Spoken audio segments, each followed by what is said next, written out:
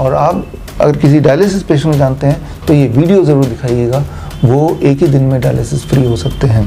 ये कोई डॉक्टर आपको नहीं बताएगा क्योंकि उनका दाना पानी उसी वक्त ख़त्म हो जाएगा। तो मैं आपको चैलेंज करता हूँ, जो भी लोग सुन रहे हैं, अगर कोई डॉक्टर सुन रहा है, कोई हॉस्पिटल सुन, कि आप हमें पेशेंट दीजिए या हमारे पेशेंट को देखिए, they can be dialysis free. ये जो वीडियो आप देख रहे हैं, इस वीडियो से this is one of the most revolutionary video आपने देखी होगी एटलीस्ट डायलिसिस पेशेंट्स के लिए, कि आप किसी भी डायलिसिस पेशेंट को जानते हैं या आप खुद हैं, एक दिन के अंदर आपका डायलिसिस की ज़रूरत ख़त्म हो सकती है और ज़िंदगी भर दोबारा डायलिसिस के लिए जाने की ज़रूरत नहीं पड़ेगी अगर आप जो अब मैं बता रहा हूँ अगले 1 मिनट में वो करेंगे। तो जिस तरह से आपका हार्ट होता है वो ठीक से काम ना करे उसे बोलते हैं हार्ट फेलियर। आपकी किडनी है जो ठीक से नहीं काम करे तो उसे बोलेंगे किडनी फेलियर। किडनी का काम क्या है पहले ये समझ लेते हैं। जो भी कुछ आप खाते हैं, जो भी कुछ आपके बॉडी में जाता है, उनमें या तो बॉडी उसको यूटिलाइज कर लेता है या फिर बॉडी उसको स्टोर करता है, या जो टॉक्सिन है राइट उसको बॉडी रिलीज करता है जो बॉडी को चाहिए नहीं, एक्सेस सोडियम, एक्सेस पोटेशियम, या क्रेटिनाइन या यूरिया। तो बहुत सारे ऐसी चीज़ें जो वेस्ट की तरह बॉडी में बन जाती है। जैसे ही एक फॉर्म से दूसरे फॉर्म में एनर्जी चेंज होती है तो वेस्ट बनता है। मान लो आपने कागज़ जलाया तो आपने हीट एनर्जी प्रोड्यूस किया, लेकिन रह क्या गया, ऐश रह गया, राख जिसे बोलते हैं। तो राख क्या है, वेस्ट हो गया ना। ठीक उस तरह से बॉडी राख प्रोड्यूस करती है, एनर्जी प्रोड्यूस करने के लिए राख प्रोड्यूस करती है। वो जो वेस्ट मटेरियल है, उस वेस्ट मटेरियल को बॉडी से बाहर यूरिन के रास्ते, पेशाब के रास्ते निकालना, ये किडनी का काम है। लेकिन किडनी ये काम नहीं कर पाएगी तो क्या होगा, वो वेस्ट बॉडी में जमता जाएगा। वो इंसान बॉडी में अगर यूरिन जमता जाए, वो वेस्ट जमता जाए तो बॉडी फूलता जाएगा, और फूलेगा तो गुब्बारा को फुलाते जाएंगे, एक टाइम आएगा गुब्बारा जब बस्ट कर जाएगा। तो same thing happens in the body also. तो किडनी का काम होता है कि वो जो वेस्ट बॉडी में जम जाता है उसको बाहर निकालना। और जिनका किडनी फेलियर बोलते हैं वो इसलिए बोलते हैं क्योंकि उनका वेस्ट बॉडी में बिल्डअप होने लगता है, उनकी पोटेशियम की मात्रा बढ़ने लगती है, सोडियम का मात्रा बढ़ने लगता है, या फिर यूरिया का मात्रा बढ़ने लगती है, क्रेटिनाइन का मात्रा, ऐसे बहुत सारे जो केमिकल्स हैं जो एक लिमिट में होने चाहिए उनकी मात्रा उनकी बढ़ने लगती है। इससे समझ आता है कि किडनी ठीक से काम नहीं कर रहा है। तो वो इंसान थोड़ा फूला दिखने लगेगा, उसके पैर सूजे दिखने लगेंगे। तो दिस आर द इंडिकेशन। या मान लो पैर आपके सूजे हैं तो आप चलेंगे तो दर्द होगा, पेन होगा, वो इन्फ्लेमेशन हो जाएगा, घाव हो जाएगा। तो आप समझ रहे हैं कि ये है सारा ओवरऑल किडनी फेल हो गया उसका, उसकी सूजन को देख के उसके बॉडी में दबाव ज़्यादा रहेगा। तो this is what is called kidney failure. KFT test होता है, किडनी फंक्शन टेस्ट, उससे भी पता चल जाता है, लेकिन उससे ज़्यादा इम्पॉर्टेंट है सिम्टोमेटिकली भी पता चल जाता है। यस, देखिए होता क्या है कि आप खुद ही सोचिए, जैसे आपने हवा भरते गए तो आप बताइए कि उस बलून के अंदर का जो प्रेशर है, एयर प्रेशर, वो हवा भरने से बढ़ रहा है घट रहा है? बढ़ेगा। ठीक उस तरह से आपकी बॉडी में चीज़ें एक्यूमुलेट होती जा रही, इकट्ठी होती जा रही, तो आपके बॉडी का जो ब्लड प्रेशर है वो क्या होगा, बढ़ेगा।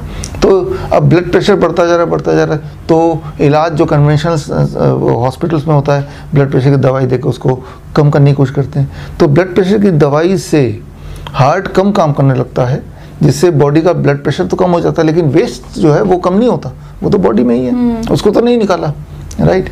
तो ठीक इसी तरह से एक टाइम आता है कि ब्लड प्रेशर की दवा खा के हमने उसके हार्ट को कमज़ोर कर दिया, लेकिन टाइम भी हम वेस्ट कर दिया और बॉडी में वेस्ट जमा होता गया।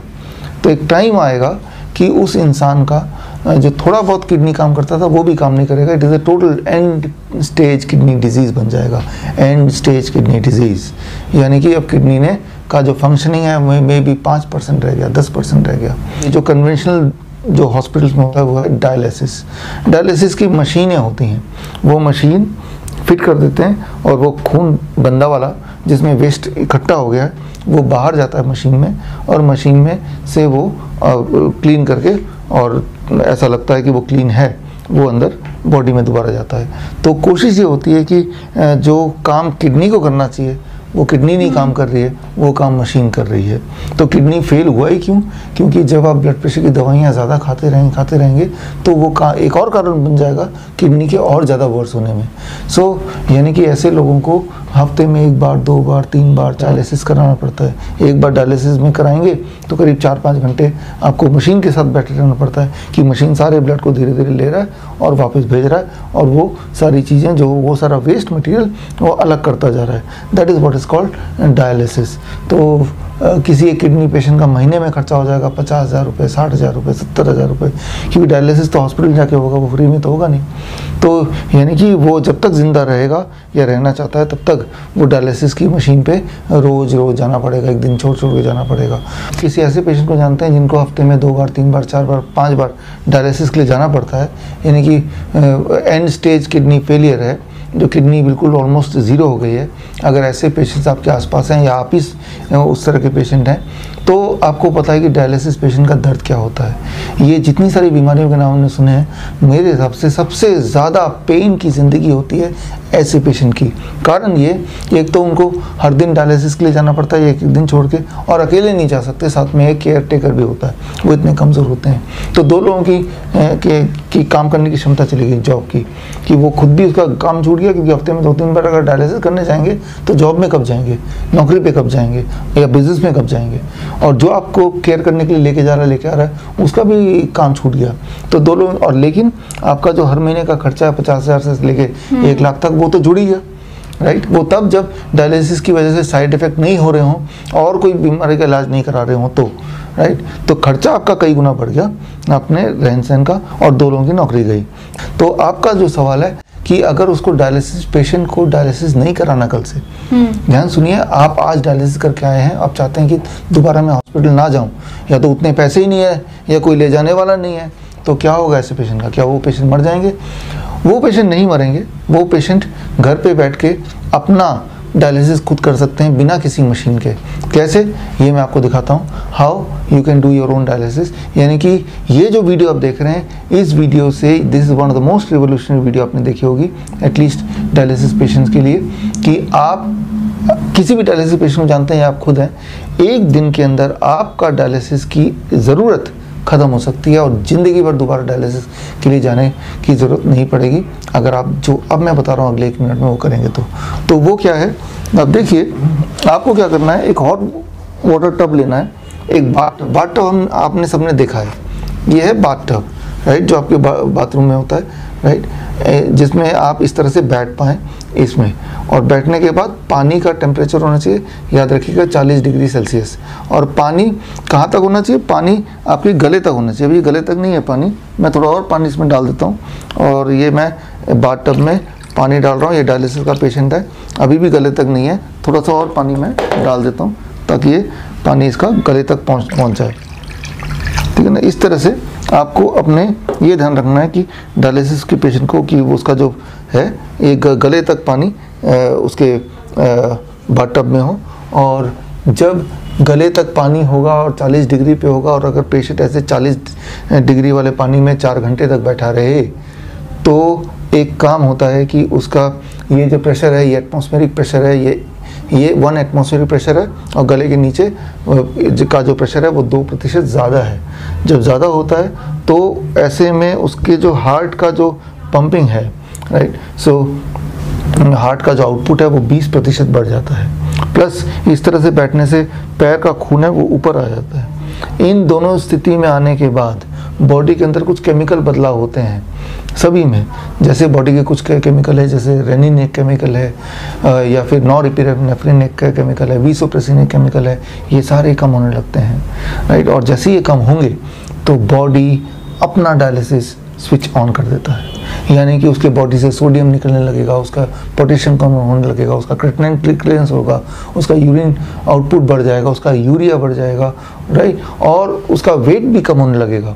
तो मतलब ये कि अगर ये 4 घंटे आप बैठ जाएं इसमें, तो आपका बॉडी सेल्फ डायलिसिस मोड में आ जाता है। तो हॉस्पिटल जाके मशीन में 4 घंटे ना बैठ के आप ये जुगाड़ अपने घर पे कर सकते हैं, तो इससे आपकी डायलिसिस एक दिन के अंदर छूट सकती है, आपका ब्लड प्रेशर भी नीचे आ जाएगा, ब्लड प्रेशर की दवाई छूट सकती है एक दिन के अंदर। हमारे पेशेंट्स हैं उनकी दवाइयाँ छूट जाती है। तो बड़ा सिंपल मैंने बताया, इसको कीजिएगा, और आप अगर किसी डायलिसिस पेशेंट को जानते हैं तो ये वीडियो ज़रूर दिखाइएगा, वो एक ही दिन में डायलिसिस फ्री हो सकते हैं।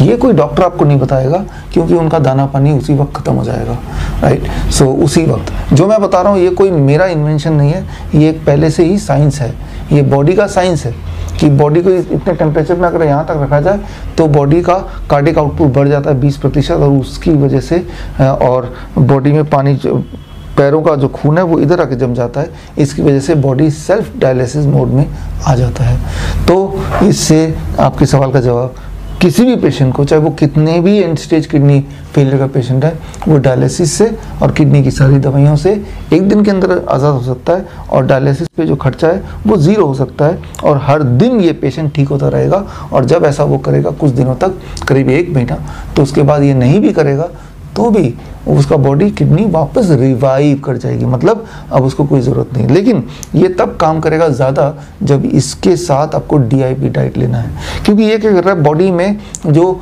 वेस्ट है उसको तो बॉडी से बाहर फेंकता जा रहा है, लेकिन वेस्ट कल दोबारा ना जम जाए बॉडी में, उसके लिए आप डाइट को चेंज कर रहे हैं, DIP डाइट, राइट। तो DIP डाइट 2 काम करेगा, एक तो बॉडी का में दोबारा वेस्ट जमने नहीं देगा और दूसरा जो डेड किडनी सेल्स हैं नए सेल्स को पैदा करने में हेल्प करेगा। लेकिन ऑलरेडी जो जमा हुआ जो राख है बॉडी में उसको ये निकाल देगा। एक तरफ से बॉडी से आप वेस्ट निकालते जा रहे हैं, दूसरी तरफ नया वेस्ट जमा ना हो DIP डाइट पे आ गए। तो ऐसा हम करते हैं अपने किडनी पेशेंट्स के साथ। हमारे पास कितने ही किडनी पेशेंट्स हैं जो एक टाइम पे डायलिसिस पे थे लेकिन आज वो डायलिसिस फ्री हैं। तो मैं आपको चैलेंज करता हूँ, जो भी लोग सुन रहे हैं, अगर कोई डॉक्टर सुन रहा है, कोई हॉस्पिटल सुन, कि आप हमें पेशेंट दीजिए या हमारे पेशेंट को देखिए, they can be dialysis free, right. वो फ्री हो सकते हैं और होते हैं और हमेशा फ्री रहते हैं। तो जैसे कि सर आपने बताया डायलिसिस का, तो 1 महीने लगातार हमें 4 घंटे करना होगा एक दिन में? ये वो पेशेंट है जो 1 महीना लगातार, जो अदरवाइज जिंदगी भर लगातार रोज 4 घंटे हॉस्पिटल जाते थे, उनको करना होगा। जो 2 घंटे के लिए जाते थे, राइट, उनको कम। ये क्या है कि इमेजिन कीजिए वो पेशेंट जो रोज हॉस्पिटल जाता है और 4 घंटे डायलिसिस मशीन में बैठा रहता है, जो कि बहुत पेनफुल प्रोसेस होता है। उसको अगर बोले कि नहीं भाई जी आप वहाँ हॉस्पिटल जाने की ज़रूरत नहीं है, महीने में 50,000 1 लाख रुपये खर्च करने की ज़रूरत नहीं है, आप अपने घर पे ये कर लो, उसके लिए तो आसान है। प्रॉपर सेफ है, ये सेफ है, इसमें कुछ भी नहीं होगा, कोई नुकसान नहीं है, कोई साइड इफेक्ट नहीं है। साइड बेनिफिट है, अगर उसको वो डायबिटीज़ का पेशेंट भी है तो डायबिटीज़ का ठीक हो जाएगा। साइड बेनिफिट है, बाई चांस वो हार्ट का पेशेंट है तो कार्डिक आउटपुट बढ़ रहा है तो हार्ट पेशेंट भी नहीं रहेगा, वो ठीक हो जाएगा। साइड बेनिफिट ये, अगर वो मोटा है तो उसका वेट भी घट जाएगा। पहले दिन ये 1 से 1.5 kg घट जाता है फर्स्ट डे, पहले 4 घंटे में। यानी कि आप इसमें ये करने से पहले अपना वेट तौल लें और करने के बाद तौल लें। पहले आपका ब्लड शुगर देख लें, उसके बाद ब्लड शुगर देख लें। ऐसे लोग हैं जो घर पे नहीं कर पाए तो वो हमारे हॉस्पिटल आ सकते हैं। Hospital and institute of integral medical sciences हमारा हॉस्पिटल है, ये चंडीगढ़ डेराबस्सी में है। तो वहाँ पे आएंगे तो वहाँ पे मैं मिलूँगा, हमारे स्टाफ मिलेंगे, हमारे और फेलो डॉक्टर्स मिलेंगे। तो वहाँ पे ये इंतज़ाम है कि 40 डिग्री पे टेम्परेचर कैसे मेंटेन हो। कई बार जैसे बैठेंगे थोड़ी देर पर टेम्परेचर कम होने लगेगा, मेंटेन करने के लिए भी हमारे टूल्स हैं, इक्विपमेंट्स हैं। तो वो आप लोग आप आएँ, वहाँ पे एडमिट करें अपने आप को, आप देखें चमत्कार कि कैसे ना केवल डायलिसिस से मुक्ति पाएँ बल्कि आप किडनी को भी वापस रिन्यू कर पाएँ। निगरानी में करना शुरू में ज़रूरी है, क्योंकि जिस तरह से आपका BP कम होगा, ब्लड प्रेशर कम होगा, क्रिएटिनिन की वैल्यू कम होगी, राइट, eGFR बढ़ेगा, उस रफ्तार से आपके ड्रग्स को भी टेपर डाउन करने होंगे जिन दवाइयों पे ऑलरेडी आप थे, राइट। तो वो सारा चीज़ मैनेज करना तो और डाइट को भी अकॉर्डिंगली मॉडिफाई करना, ये इसके लिए थोड़ी ट्रेनिंग की ज़रूरत है। या तो आप ट्रेनिंग लीजिए, आप bishrup.com में जाइए, bishrup.com/EPM, तो ऐसी ट्रेनिंग वहाँ पे हम दे रहे हैं, राइट। तो वो 2 महीने की ट्रेनिंग है फ्रॉम श्रीधर यूनिवर्सिटी, उसमें सर्टिफिकेट मिलता है। ये ट्रेनिंग कोई भी कर सकता है, ये emergency and pain management training है, सर्टिफिकेशन कोर्स है, राइट। पैरामेडिक बन सकते हैं इसको करके। तो ये ट्रेनिंग लेके आप अपनी मदद कर सकते हैं। अगर आपके घर में कोई डायलिसिस पेशेंट है उनकी मदद कर सकते हैं, या तो आप ट्रेनिंग ले लो या हॉस्पिटल में आ जाओ, तो इसको सीख सकते हैं आप। ये it can be life saving. मैं ये बोलना चाहूँगा कि देखिए इस समय आ गया है, आपको अपना हॉस्पिटल, अपना डॉक्टर बनना है और आपका घर ही let it be your own hospital. जब तक हम जिंदा हैं कुछ ना कुछ तो चलता ही रहेगा हेल्थ वाइज। लेकिन अभी अगर आप सोचते हैं कि अब मैं बीमार पड़ूँ, वो हॉस्पिटल मेरा ध्यान रखेगा, नहीं, वो लूटने के लिए बैठे हुए हैं, इसमें कोई कन्फ्यूजन नहीं है। तो अगर आपको जान बचानी है, बी योर ओन डॉक्टर।